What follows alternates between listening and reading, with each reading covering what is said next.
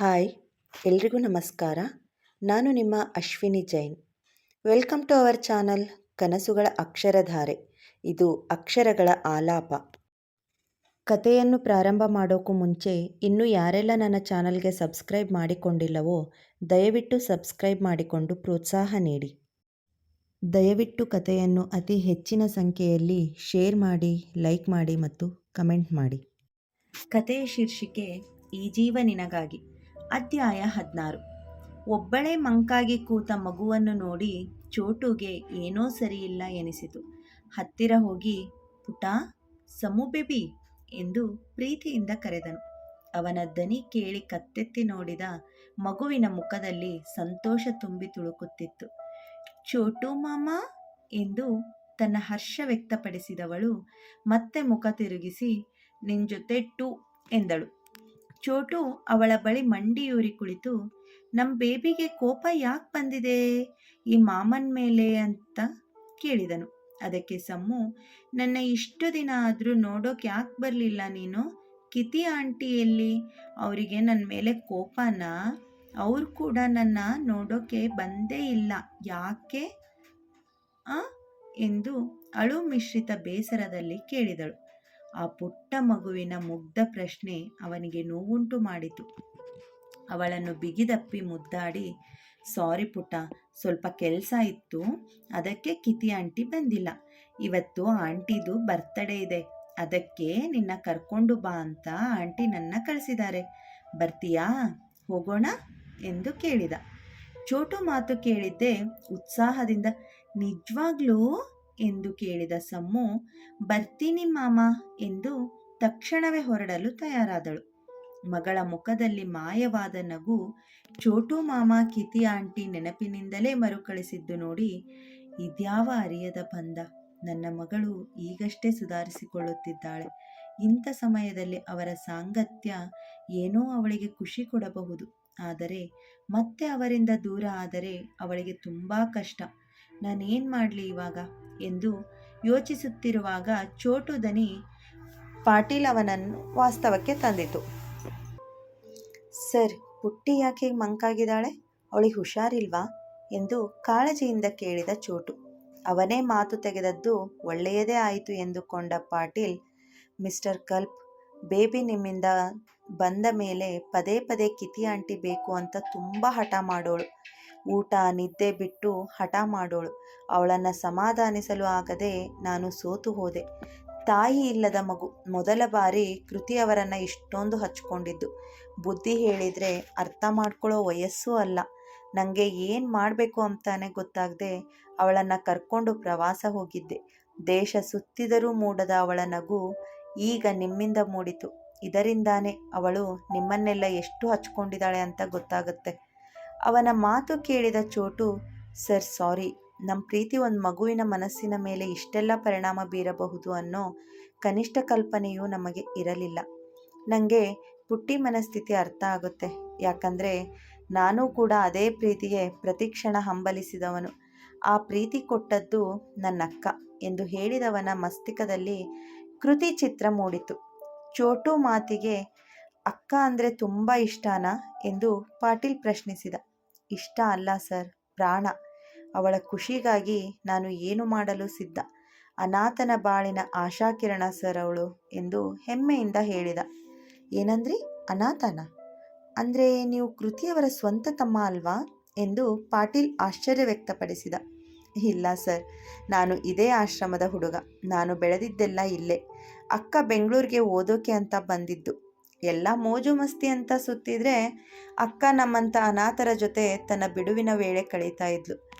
ಅವಳಿರುವವರೆಗೂ ನಾವೆಲ್ಲ ಅನಾಥರು ಅಂತ ನಮಗೆ ಅನ್ನಿಸಿಯೇ ಇಲ್ಲ. ಅವಳ ಪ್ರೀತಿಯೇ ಅಂಥದ್ದು, ಸಾಗರದಷ್ಟು ವಿಶಾಲ ಎಂದು ಹೇಳಿದ. ಓ, ತುಂಬ ಗ್ರೇಟ್. ಈಗಿನ ಕಾಲದಲ್ಲೂ ಇಂಥವ್ರು ಇರ್ತಾರಾ ಎಂದು ಪ್ರಶ್ನಿಸಿದನಾದರೂ ಅವನ ಅಂತರಾತ್ಮ, ಯಾಕೆ ಅಂಥವ್ರಿದ್ದಿದ್ದು ನಿನಗೆ ಮರ್ತು ಹೋಯ್ತಾ ಅಂತ ಚುಚ್ಚಿತು. ಸರ್, ಇವತ್ತು ಅಕ್ಕನ ಬರ್ತಡೇ, ಸಂಜೆ ಪಾರ್ಟಿ ಇದೆ, ನೀವು ಖಂಡಿತ ಬರಬೇಕು ಎಂದು ಚೋಟು ಪಾಟೀಲ್ಗೆ ಆಮಂತ್ರಣವಿಟ್ಟ. ಸಾರಿ ಕಲ್ಪ್, ನನಗೆ ಬೇರೆ ಕಡೆ ಹೋಗೋದಿದೆ. ನಿಮ್ಮ ಸಿಸ್ಟರ್ನ ಭೇಟಿ ಮಾಡೇ ಇಲ್ಲ. ಅಂಥ ಪ್ರೇಮ ಮೂರ್ತಿಯನ್ನು ನಾನು ಕೂಡ ಒಮ್ಮೆ ಭೇಟಿ ಮಾಡಬೇಕು.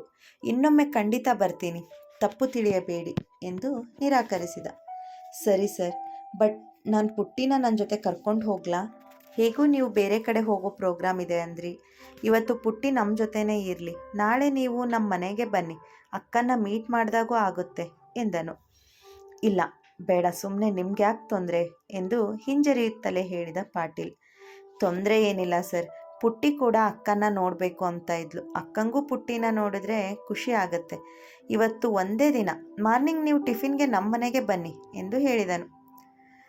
ಸ್ವಲ್ಪ ಹೊತ್ತು ಯೋಚನೆ ಮಾಡಿದ ಪಾಟೀಲ್, ಸರಿ ಕಲ್ಪ್, ಆಯಿತು, ಅಡ್ರೆಸ್ ಸೆಂಡ್ ಮಾಡಿ, ನಾಳೆ ಮಾರ್ನಿಂಗ್ ಬರ್ತೀನಿ. ನನಗೂ ಈ ಬೆಂಗಳೂರಲ್ಲಿ ಯಾರೂ ಸ್ನೇಹಿತರು ಅಂತ ಇಲ್ಲ ಎಂದನು. ಓಕೆ ಸರ್, ನಾನೇನು ಬರ್ತೀನಿ ಎಂದು ಸಮ್ಮುನ ಕರೆದುಕೊಂಡು ಹೊರಟನು. ಸರಿ ಕಲ್ಪ್, ಸಿ ಯು ಟುಮಾರೋ ಎಂದು ಪಾಟೀಲ್ ಕೂಡ ಬಾಯ್ ಮಾಡಿದ. ಮುಂದೆ ಹೊರಟ ಚೋಟು ಹಿಂದೆ ಬಂದು, ಸರ್, ಆಶ್ರಮದ ಹೆಸರನ್ನು ನೀವೇ ಬದಲಾಯಿಸಿದ್ದು ಅಂತ ಅಮ್ಮ ಹೇಳ್ತಾ ಇದ್ರು. ಅದು ಸಮ್ಮು ಬೇಬಿ ಮಮ್ಮಿ ಹೆಸರಾ ಸರ್? ಆ ಹೆಸರು ತುಂಬ ಚೆನ್ನಾಗಿದೆ. ಆ ಹೆಸರಿಗೆ ಏನೋ ಒಂದು ಶಕ್ತಿ ಇದೆ ಎಂದು ಹೇಳುತ್ತಲೇ ಸ್ವಲ್ಪ ಭಾವುಕನಾದ ಚೋಟು. ಇಲ್ಲ ಕಲ್ಪ್, ಅದು ಒಬ್ಬ ದೇವತೆ ಹೆಸರು. ನನ್ನ ಪಾಲಿನ ದೇವತೆ ಅವಳು. ಇಂದು ಅವಳ ಹುಟ್ಟಿದ ದಿನ. ಆದರೆ ಅವಳೆಲ್ಲಿದ್ದಾಳೆ ಅಂತ ನಂಗೆ ಗೊತ್ತಿಲ್ಲ. ಅವಳು ಹುಟ್ಟುಹಬ್ಬಕ್ಕೆ ಅವಳ ನೆನಪಿಗಾಗಿಯೇ ಈ ಹೆಸರು. ಅವಳಿಗೆ ಈ ಅನಾಥಾಶ್ರಮ, ವೃದ್ಧಾಶ್ರಮ ಅಂದರೆ ತುಂಬ ಇಷ್ಟ.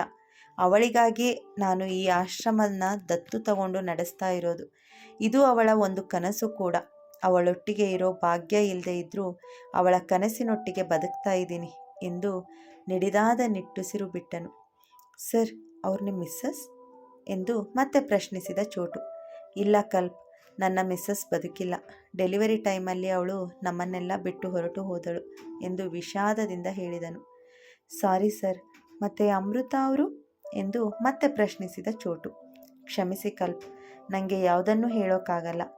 ಮಗಳು ತಯಾರಿಯಾಗಿದ್ದರೆ ನೀವಿನ್ನು ಹೊರಡಿ, ತಡ ಆಗುತ್ತೆ ಎಂದು ಚೋಟು ಕುತೂಹಲಕ್ಕೆ ನಯವಾಗೇ ತಣ್ಣೀರು ಎರಚಿದ್ದ ಪಾಟೀಲ್. ಸರಿ ಸರ್, ನಾಳೆ ಬರೋದು ಮರಿಬೇಡಿ ಎಂದು ಮತ್ತೊಮ್ಮೆ ನೆನಪಿಸಿ ಚೋಟು ತನ್ನೊಂದಿಗೆ ಸಮ್ಮು ಬೇಬಿ ಕರೆದುಕೊಂಡು ಅಮೃತ ಸೌಧದತ್ತ ಹೊರಟನು. ಪುಟ್ಟ ಮಗುವಿನಂತೆ ಮಲಗಿದ್ದ ಕೃತಿನ ನೋಡಿದ ಸಾಂತ್ವನ್ಗೆ ಅವಳನ್ನು ಮುದ್ದು ಮಾಡುವ ಮನಸ್ಸಾಯಿತು.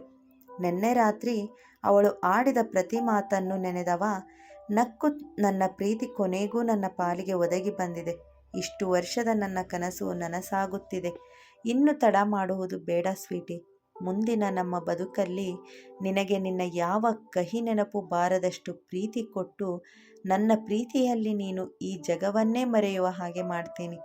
ಇಷ್ಟು ದಿನ ನಿನ್ನ ಒಂದು ಒಪ್ಪಿಗೆಗಾಗಿ ಕಾದವನಿಗೆ ನಿನ್ನ ಒಪ್ಪಿಗೆ ಸಿಕ್ಕ ಮೇಲೆ ಇಡೀ ಜಗತ್ತನ್ನೇ ಗೆದ್ದ ಭಾವ ಮೂಡುತ್ತಿದೆ. ನನ್ನ ಪುಟ್ಟ ಪ್ರಪಂಚಕ್ಕೆ ಯಾವಾಗ ನೀನು ಸಂಪೂರ್ಣವಾಗಿ ಪಾದಾರ್ಪಣೆ ಮಾಡ್ತೀಯಾ ಸ್ವೀಟು? ನಿನಗಾಗಿ, ನಿನ್ನ ಇಡೀ ಪ್ರೀತಿಗಾಗಿ ನನ್ನ ಹೃದಯ ಇಷ್ಟು ವರ್ಷಗಳಿಂದ ಹಂಬಲಿಸುತ್ತಿದೆ.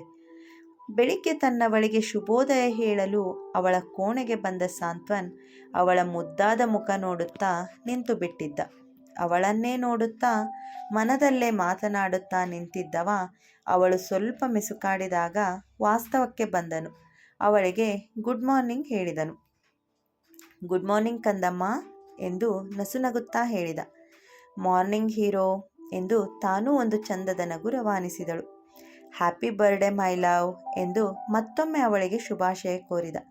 ಥ್ಯಾಂಕ್ ಯು ಹ್ಯಾಂಡ್ಸಮ್ ಎಂದು ಧನ್ಯವಾದ ಹೇಳಿದವಳಿಗೆ ಅವನ ಮೊಗದಲ್ಲಿದ್ದ ತೃಪ್ತಿಯ ಭಾವ ಕಂಡು ನೆಮ್ಮದಿ ಎನಿಸಿತು. ಅವನ ಇಷ್ಟು ವರ್ಷದ ಕಾಯುವಿಕೆಗೆ ನಿನ್ನೆ ತಾನು ಒಪ್ಪಿಗೆ ಹೇಳಿದ್ದೇ ಅವನ ಮುಖದಲ್ಲಿಯ ಈ ನಗುವಿಗೆ ಕಾರಣ ಎಂದು ಅವಳು ಬಲ್ಲವಳೆ. ಸರಿ, ಬೇಗ ಎದ್ದು ಫ್ರೆಶ್ ಆಗ್ಬಾ. ನಿನ್ನ ಡ್ರೆಸ್ಸಿಂಗ್ ಟೇಬಲ್ ಮೇಲೆ ಒಂದು ಕವರ್ ಇದೆ, ಅದರಲ್ಲಿ ನಿಂಗೆ ಇವತ್ತು ಹಾಕೋ ಬಟ್ಟೆ ಇದೆ. ಪ್ಲೀಸ್ ಅದೇ ಹಾಕು. ದೇವಸ್ಥಾನಕ್ಕೆ ಹೋಗಿ ಬರೋಣ. ಆ್ಯಂಡ್ ನಿಂಗೆ ಇನ್ನೊಂದು ಸರ್ಪ್ರೈಸ್ ಕೂಡ ಇದೆ. ರೆಡಿ ಆಗೋವರೆಗೂ ರೂಮಿಂದ ಹೊರಗೆ ಬರೋ ಹಾಗಿಲ್ಲ. ಇಟ್ಸ್ ಮೈ ಆರ್ಡರ್ ಎಂದನು. ಅವನ ಮಾತು ಕೇಳಿ ಕೃತಿ, ಇನ್ನೂ ಸರ್ಪ್ರೈಸಾ? ನೆನ್ನೆಯಿಂದ ನೀವು ಕೊಡ್ತಾ ಇರೋ ಸರ್ಪ್ರೈಸಸ್ ತುಂಬಾ ಜಾಸ್ತಿ ಆಯಿತು ಹ್ಯಾಂಡ್ಸಮ್. ಇವತ್ತು ನಾನು ನಿಮ್ಗೊಂದು ಸರ್ಪ್ರೈಸ್ ಕೊಡ್ತೀನಿ, ಅದರಿಂದ ನೀವು ತುಂಬ ಖುಷಿ ಪಡ್ತೀರಾ ಎಂದು ಹೇಳಿದಳು. ನೀನು ನೆನ್ನೆ ಕೊಟ್ಟ ಸರ್ಪ್ರೈಸ್ ತುಂಬ ಇಷ್ಟ ಆಯಿತು ಪುಟ್ಟ. ನನಗೆ ನನ್ನ ಜೀವಮಾನಕ್ಕೆ ಆ ಸರ್ಪ್ರೈಸ್ ಅಷ್ಟು ಖುಷಿ ಕೊಡೋದು ಮತ್ತೊಂದಿಲ್ಲ ಅನಿಸುತ್ತೆ. ಈ ಪ್ರಪಂಚದಲ್ಲಿ ನನ್ನಷ್ಟು ಸಂತೋಷಿ ಮತ್ತೊಬ್ಬ ವ್ಯಕ್ತಿ ಇಲ್ಲ ಅನಿಸುತ್ತೆ. ನಿನ್ನ ನೆನ್ನೆಯ ಸರ್ಪ್ರೈಸ್ಗೆ ತುಂಬ ತುಂಬ ತುಂಬ ಥ್ಯಾಂಕ್ಸ್ ಎಂದನು. ಇಲ್ಲ ಹ್ಯಾಂಡ್ಸಮ್, ನಿಮಗೆ ನಿಜಕ್ಕೂ ಇವತ್ತಿನ ಸರ್ಪ್ರೈಸ್ ಖುಷಿ ಆಗುತ್ತೆ ಎಂದಳು. ಹೌದಾ, ಸರಿ, ಅದು ಆಮೇಲೆ ನೋಡೋಣ. ಇವಾಗ ನಾನು ಹೇಳ್ದ ಹಾಗೆ ಮಾಡು. ಮೊದಲು ಎದ್ದು ರೆಡಿಯಾಗಿ ಬಾ. ನೀನು ರೆಡಿಯಾಗಿ ನನಗೆ ಕೂಗು, ನಾನೇ ಬಂದು ಕರ್ಕೊಂಡು ಹೋಗ್ತೀನಿ. ಅಲ್ಲಿವರೆಗೂ ರೂಮಿಂದ ಹೊರಗೆ ಬರೋ ಹಾಗಿಲ್ಲ ಎಂದು ಮತ್ತೊಮ್ಮೆ ನೆನಪಿಸಿ ಹೊರಟ. ಓಕೆ, ಶೋರ್, ನೀವು ಹೇಗೆ ಹೇಳ್ತೀರಾ ಹಾಗೆ ಎಂದು ತಲೆಯಾಡಿಸಿ ತಯಾರಾಗಲು ಹೊರಟಳು ಕೃತಿ. ಕತೆ ಮುಂದುವರೆಯುವುದು. ಕತೆಯ ಬಗ್ಗೆ ದಯವಿಟ್ಟು ನಿಮ್ಮ ಅನಿಸಿಕೆ ಅಭಿಪ್ರಾಯಗಳನ್ನು ತಿಳಿಸಿ. ಧನ್ಯವಾದಗಳು. ಕತೆಯ ಮುಂದಿನ ಭಾಗಕ್ಕಾಗಿ ಕಾಯ್ತಾ ಇರಿ. ಈ ಅಧ್ಯಾಯ ಇಷ್ಟ ಆಯಿತು ಅಂದರೆ ದಯವಿಟ್ಟು ಲೈಕ್ ಮತ್ತು ಕಮೆಂಟ್ ಮೂಲಕ ಪ್ರೋತ್ಸಾಹಿಸಿ. ಅಲ್ಲಿಯವರೆಗೂ ನನ್ನ ಇತರೆ ಕತೆಗಳನ್ನು ಕೇಳಿ ನಿಮ್ಮ ಅಭಿಪ್ರಾಯ ಹಂಚಿಕೊಳ್ಳಿ. ಕತೆ ಇಷ್ಟ ಆಗಿದ್ದರೆ ನಿಮ್ಮ ಸ್ನೇಹಿತರಿಗೆ ಶೇರ್ ಮಾಡಲು ಮರೆಯಬೇಡಿ. ಕೇಳ್ತಾ ಇರಿ ಕನಸುಗಳ ಅಕ್ಷರಧಾರೆ ಯೂಟ್ಯೂಬ್ ಚಾನಲ್. ಇದು ಕತೆಗಳ ಲೋಕ. ಧನ್ಯವಾದಗಳು.